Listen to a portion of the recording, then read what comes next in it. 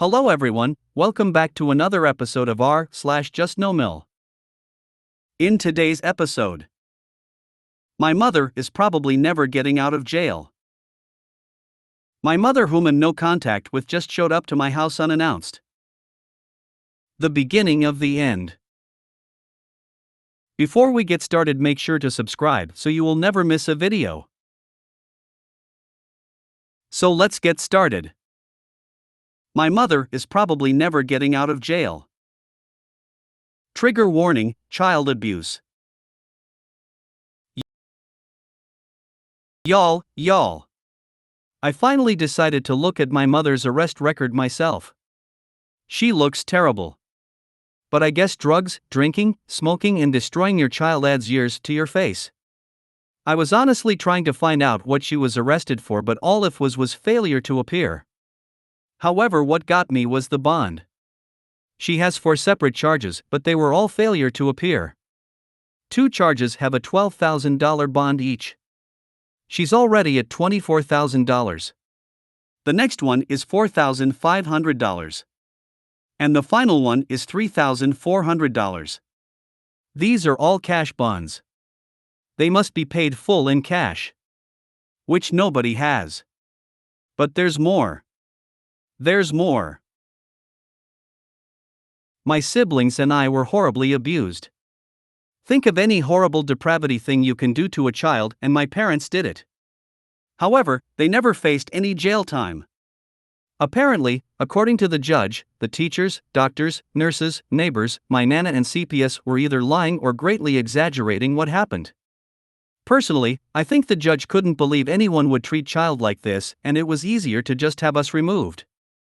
Anyway, she finally has charges against her in South Carolina for child abuse.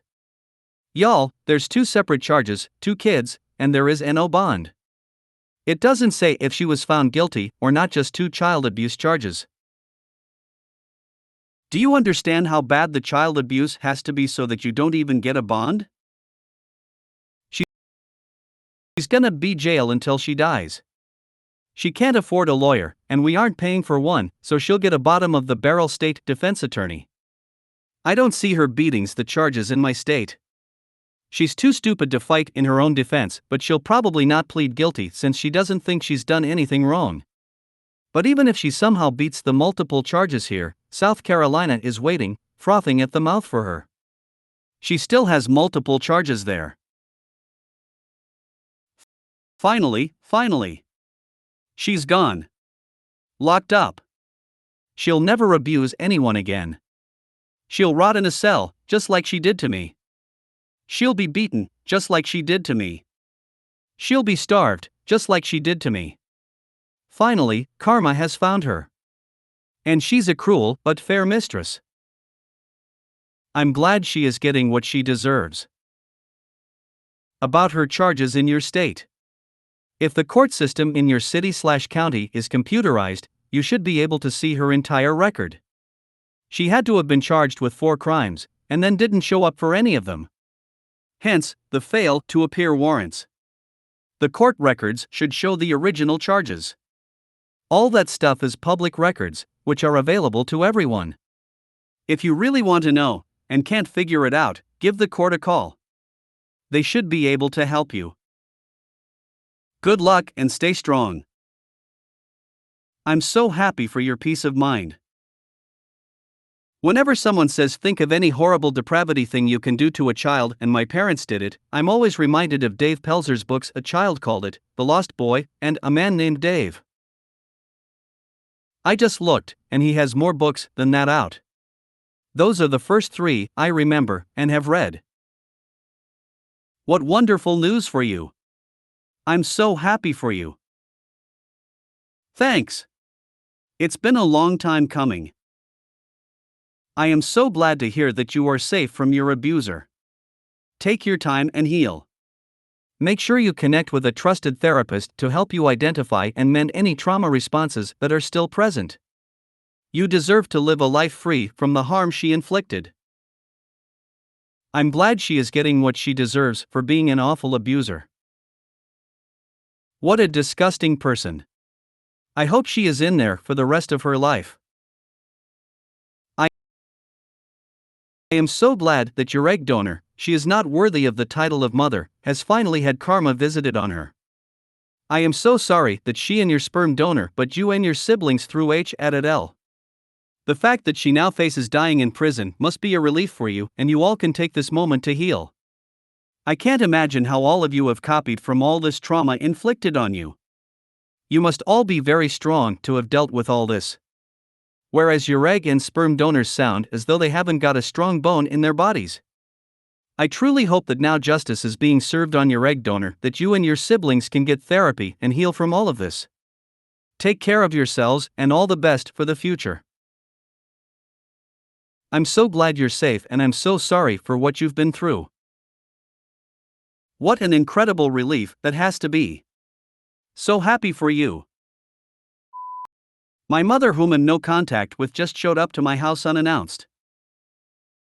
I have had my mom blocked for over a year now. She has caused me a lot of trauma and is overall a very selfish and rude person. I mean, she made me homeless after my dad died. Going no contact with her lifted a weight off of my shoulders. I can't explain it, but it was true relief to not have to worry anymore. Well, earlier today I get a notification that someone was at my door. It was my mother. I called and asked my brother, who sometimes speaks with her, if he knew anything about it. He didn't and asked if I answered. I said no, of course not. Then him and his wife tried to make me feel like a terrible person, and now I'm stressed. I don't feel like I'm in the wrong because she's crossing a boundary I set and she showed up uninvited and unannounced. Why is it wrong to not want to be around someone who has caused me so much turmoil? I need honesty on what you all think. Okay. So now you know that your brother is not a safe person to talk to about this. That's unfortunate, but at least you can quietly loop him out. You are not wrong. She is not entitled to you.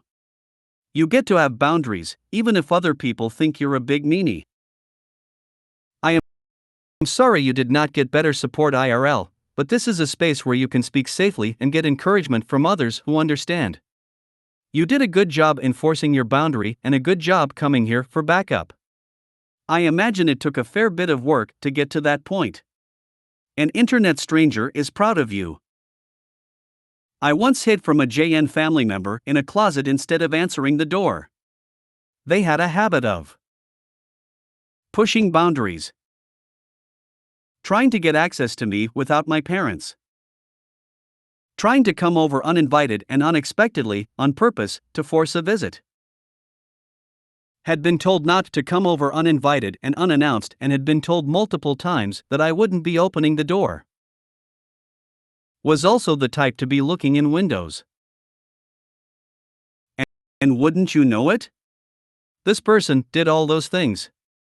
So first I visually made sure the doors were locked and then I hid in the closet. Scared the crap out of me too, to hear that person wander around the house and look through windows, fallen leaves on the ground, so I could hear the person go all the way around the house. This person called my mom screeching that I didn't open the door. They knew I was home. I was rude, how could I? Was told they'd been warned and I wasn't in trouble. Here's the kicker, I still felt guilty. For a long time. We were programmed by them to obey, and the buttons they installed for the fog are a big deal. It's super hard to fight that off. All this to say, you did absolutely nothing wrong. You are not mean. You are holding a healthy boundary. Any polite, normal person would have called first in such a situation and respected the no. She didn't because she knew what she was doing and was counting on the programming she installed in you as you grew up to work in her favor and fog you into opening the door, fear of her, familial obligation, guilt from her manipulations, whatever tactic she was planning. And that's exactly what I've called them for years and years. They have these tactics, and this was one of them. And you got through it. Hopefully she doesn't escalate. It took my JNs, I want to say, like 3 years maybe? Before they gave up? I can't remember now. It's been since 2017 for me, so I'm hoping things go smoother for you soon too. Don't give up. Not answering, I think, shows that you've grown into a healthy person who knows what kind families do for each other. There's nothing to feel bad or guilty or shame or meanness over. You did great. Don't trust the brother and the Sael as far as mom is concerned, and here's why. They're trying to stop their own pain.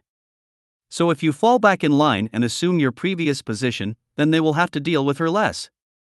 They're getting 100% of her attention and hoping you'll distract her and take 50% or more so that their lives are better. So don't let their little guilt trip even touch you. They're not thinking about you, they're thinking about their needs. Their wants. Not needs, but agree with everything else. Nobody has the right to force you to do anything you don't want to do. If you don't want to see her, then don't see her.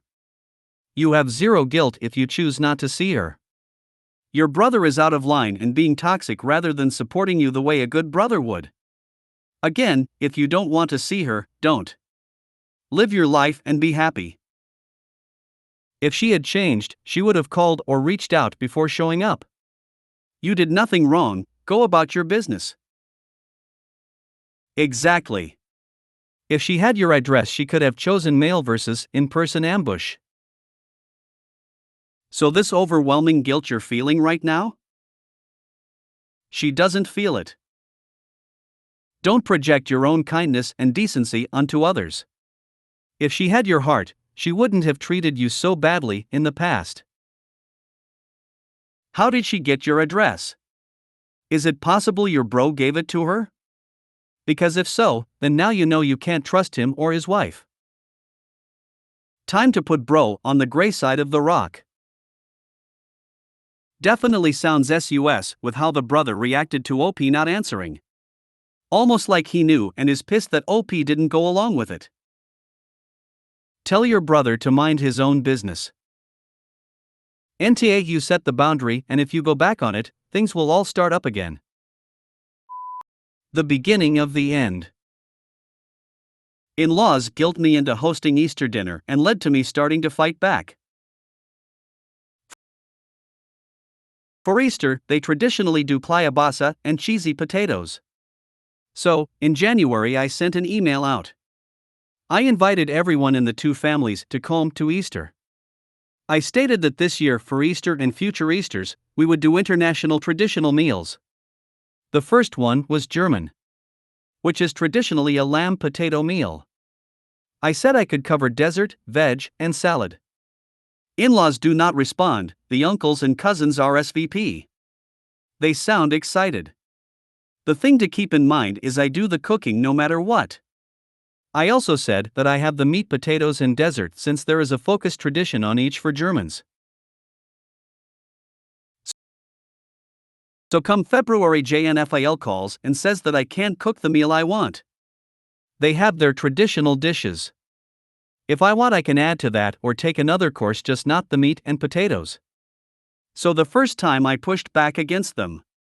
In the end, I said I will cook and serve what I choose. If you want to join me, you can. 3 weeks before 2 months go by, not a word. 3 weeks before Easter they call and said that I can set what I want. I expressed appreciation and said, since this time it is new, they can bring a small plate of kielbasa. They do. Easter comes, they bring a bowl of kielbasa. I got up at 6 a.m. and started cooking $100 worth of lamb, potatoes, and from scratch dessert. I rolled my own dough. Easter starts at 3 p.m. Dinner is on time, everything going well. Family shows and tries to take over the kitchen. They refuse to leaven even after I asked. Finally, a huge hot rack of lamb drives them out. Parent in-laws take no lamb even to try. Rest of the family loves it. I respect if they did not take it. As a courtesy, I took some kielbasa. Amael, say, yes, then turn to her friend, and I guess we get a normal Easter next year.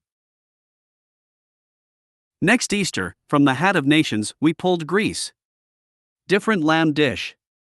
I talked to them before and told them that there will be plenty of food, so if they don't like something, there is other things. I would be offended if they brought substitutes to what I am cooking. I also ask they stay out of the kitchen as I need room to move around. Easter comes. They have a pan of potatoes and bowl of kielbasa. I mentioned it, but now response. I don't cook the potatoes and set up a buffet table barricade so they could not come into the kitchen. The kielbasa I tried putting away and it kept coming back out. I am pissed, but keep my mouth shut. When dinner is over, I said that they really hurt my feelings, and if they want to do Easter and serve whatever they want, they can have it at their house. Only response was, okay. It was my first stand after 12 years of marriage. It was also the beginning of the end of my marriage. Wife refused to stand by my side. A reply to those who say, tradition is tradition, and those who say, why the big deal? The tradition was at their place, not ours. They wanted me to take it because they were tired of doing it. They changed the tradition. They had controlled and manipulated me for years. I just started standing my ground. 99 times out of 100 I would agree, who cares, just a side dish. You don't understand the final straw when it hits. The anger, frustration, the refusal to accept any part of you thinking differently than they do. This was not about food, this was about me finally saying, enough. I matter, what I want matters, who I am as a person is valid and have to accept it. I do not have to change who I am for you. If they just accepted me and allowed us to figure out who we were together, they could have brought all the kielbasa and potatoes they wanted. I would also still be married to their daughter. If you ask/guilt me into hosting, you eat what you are served. Especially if I am doing the work. My in-law had run my marriage up to this point. They used my ex like a puppet to nag and pester. I tried to use this to define a boundary. This is my home, not yours. I can certainly sympathize with that. But you lost your marriage on account of it. It is up to you if that was worth it. I certainly get it, that you can be bullwhipped to compromise so much that at a certain point you just won't have it anymore. I'm fine with anyone bringing what they want. The more food, the foodier. Everyone can bring their traditional food, and a blended family meal is fantastic. I've never heard of kielbasa for Easter, and honestly you are better than I am, because if they kept bringing it out after the second time it would have ended up in the garbage. Traditional is fine but can get stale, and you don't dictate what's served in someone else's home. They'd hate what my DH and I did for our Thanksgiving. We served our favorite pizza for him and Chinese food pork meifun for me. It's your ILs and your wife for not standing by your side are the AHs. I've never heard of pork meifun, but I just looked up some recipes and it looks gorgeous. Boiled potatoes and kielbasa. That sounds like a Wednesday night dinner in the 1960s. Not holiday food. If anyone cooks anything for me, I will go at it like a fiddler crab on piecework. My only hard limits are that bloody awful crinkly green cabbage that smells of caterpillar sick and any sort of seafood. Anything else, I will happily fill my boots and then do the washing up for you. Bloody awful crinkly green cabbage that smells of caterpillar sick. Chortling in my beer. Trying to visualize this, all I can come up with is this stuff I used to feed to my iguana, kale with marmoset chow on top. I really hate lamb. That said, if I was told that was the only neat dish on the menu, I'd just politely decline the invite. No need for drama. Of course, that comes from someone who doesn't care about holidays either. I can't believe all the people who don't think there is anything wrong with what your former in-laws did. Like you said, they basically guilt/forced you to cook dinner. You explained to them that you would be doing it your way. Totally fair. It's not a problem usually for someone to ask if they can bring a dish and then bring it. That would be a dish that complements the meal you already are serving. It sounds like they didn't like what you were serving and decided to bring their own food. They didn't even have the courtesy to try the lamb. It takes a lot of money and effort to put on a nice big dinner. They were rude. Point simple. They didn't want to do it anymore, but they wanted you to do it their way. They should have kept it at their house and just made it potluck. If you made it to the end of the video, thanks for watching. Don't forget to like, subscribe and share, and we will see you in the next video.